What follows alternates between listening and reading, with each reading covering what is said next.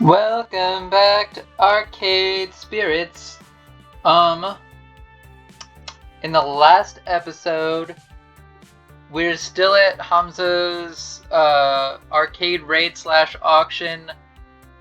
We came down here to the basement to check out the collection with Naomi. We had some discussions about motivations and choices for the Funplex. And I apparently made Naomi feel like she's not alone. I know that sounds dramatic, but I'm so used to toiling away in my little workshop with Ashley and Gavin not really caring about the things I love. They're kind enough to me and friendly. Well, Ashley is. But ever since you showed up, I feel like there's someone with me. It's odd. I'm not complaining though. I guess it just takes getting used to after years of feeling perfectly content to be alone. Away from strangers, crowds. It's not really my thing. I don't like to network like Gavin does, or socialize like Ashley does. And now I'm making things weird, so I'm gonna stop there. Besides, I'm just about done taking inventory down here. How about you and I? Suddenly, shouting and stomping of feet from the floor above. What the? Sounds like there's a fight or something going on up there. I think we better go see what's what. Quickly, we hurry upstairs. What's going on? I heard shouting. Hamza has ejected a representative of the Dark Carnival known as Deko's Palace from our midst. And not soon enough, in Hamza's opinion. Oh, okay. I guess everything's fine then. Excuse me, I'm gonna go get my work apron on, since we'll be moving games soon. Naomi, if you don't mind, after you change, we should coordinate our wish list. I want to get that settled before the auction begins. No, don't leave me alone with the Bacchanalian Orgy Master! Excellent. Now, let us resume the social amusements and jocularities. Emmy Twinleaf, we will speak, yes? Hamza leads me off, away from the chattering crowd.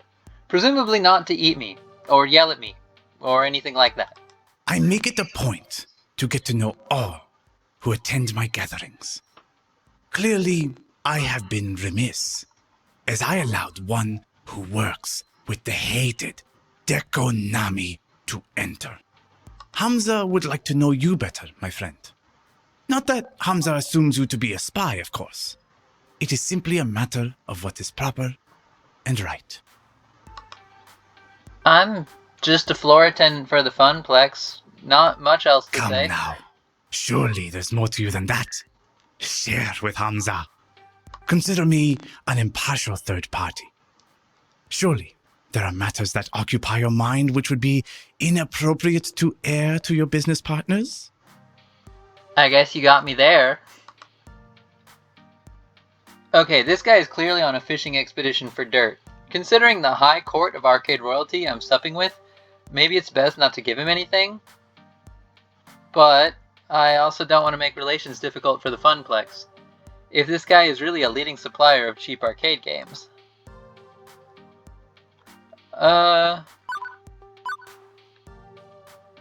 Bad luck.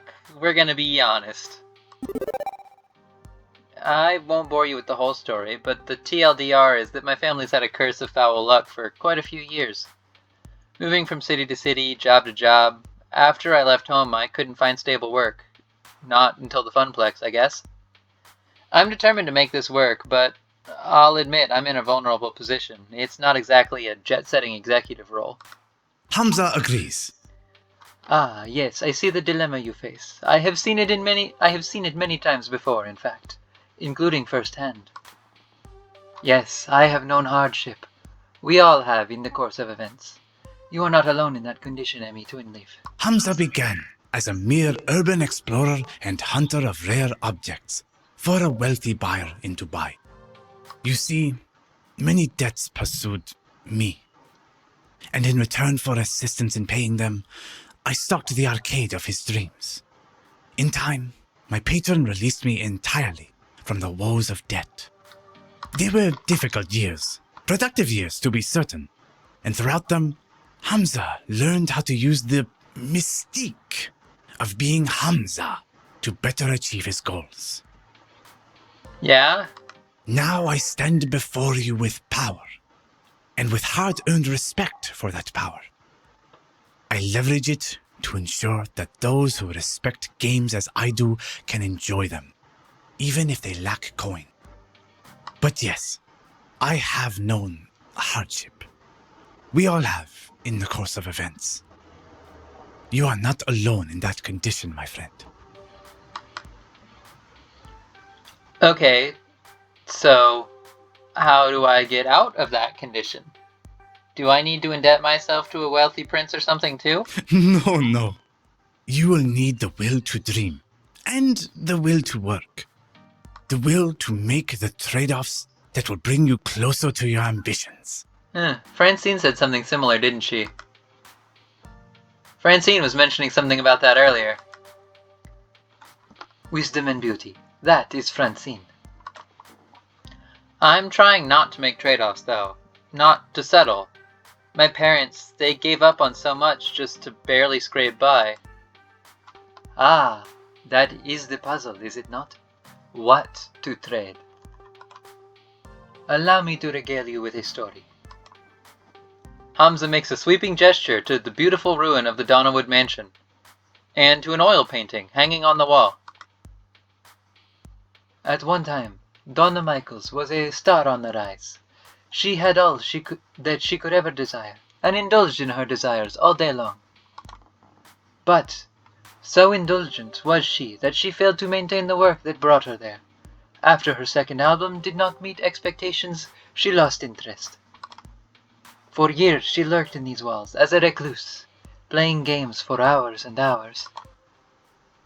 Rumor has it that she was found dead with her beloved arcade, hands still wrapped around a glowing joystick. She starved to death, lost in a game.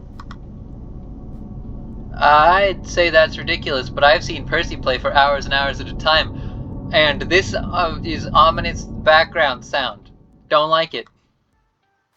And now, her lost and aimless spirit haunts this very place, adrift as a ghost in the machine. Too spoopy for me, man. Too spoopy indeed. And obviously a grim fairy tale, rather than reality. But I feel there is an important truth buried in the myth. I ask you, was Donna's life spiritually satisfying? She didn't need to make any more albums. She wanted for nothing, and had everything. You could even say she died doing what she loved, playing games. Okay, but she still died. No getting around that. Hamza agrees. Precisely. So many years thrown away, refusing the world around her in favor of a dream. A dream is a lovely thing, Emmy Twinleaf. But you must balance a dream in one hand and the world in the other, at all times. Naomi, she clings to her dream. Gavin, he clings to the world. Neither of them are truly happy as a result. And what of you, Emmy Twinleaf? Do you seek to be truly happy? Well, duh. What else was I gonna answer except yes? But Hamza pressed a finger to my lips to silence me. Hold that thought. The auction is about to begin. Hamza claps twice, calling the room to attention. Greetings, friends. Let us proceed to the arcade below. We have many games to bid on, all of which must be out the door by morning. As always, I will accept alternate bids, but test not the patience of Hamza. If your bid is not a serious offer, the hour grows short. Any titles which find no takers will go to my own collection, but my hope is to find a happy home for every machine, one which will love and respect these games. He motions for me in particular to follow as the group files downstairs. This way, this way! A bunch of folding chairs have been set up in front of a large HD TV.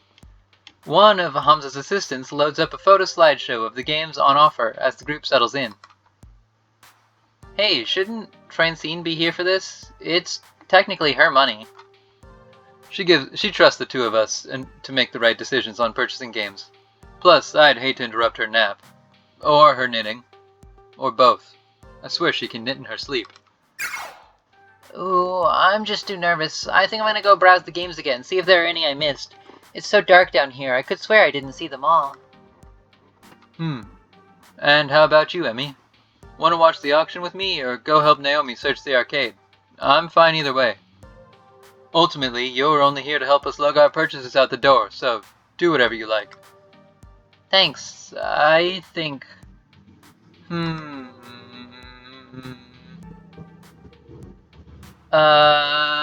Well, we hung out with Naomi last time, so maybe it's Gavin's turn this time? Yeah. Gavin, I'll help you if you'll let me wave the paddle around. Auctioneering sounds fun. Do I get to wave our bidding paddle around? Hamza's auctions are usually a shout-out-loud affair rather than discreetly signaling, but I admire your enthusiasm. I settle in next to Gavin on one of the rickety old folding chairs. Not quite as posh as the banquet spread above, but hey, it's business time, not indulgence time. Naomi sent me a list of games she wants me to bid on. We argued it a bit, and I managed to bring her down to 3 must-haves, and the rest would be nices. Alright. Needless to say, if the would-be-nices start bidding up, I won't be bothered. Do we have the storage space for the would-be-nices? Well, technically, yes. What about the cash? Like I said, only if they don't get driven through the roof. Alright. Then maybe keep an open mind, right? Don't forget to see the forest for the trees while looking at the bigger picture or something. Right. As Francine says, I know. But there are certain hard realities in play. It has begun. But what it actually has done is ended, because this is going to be the end of this episode. Bye-bye!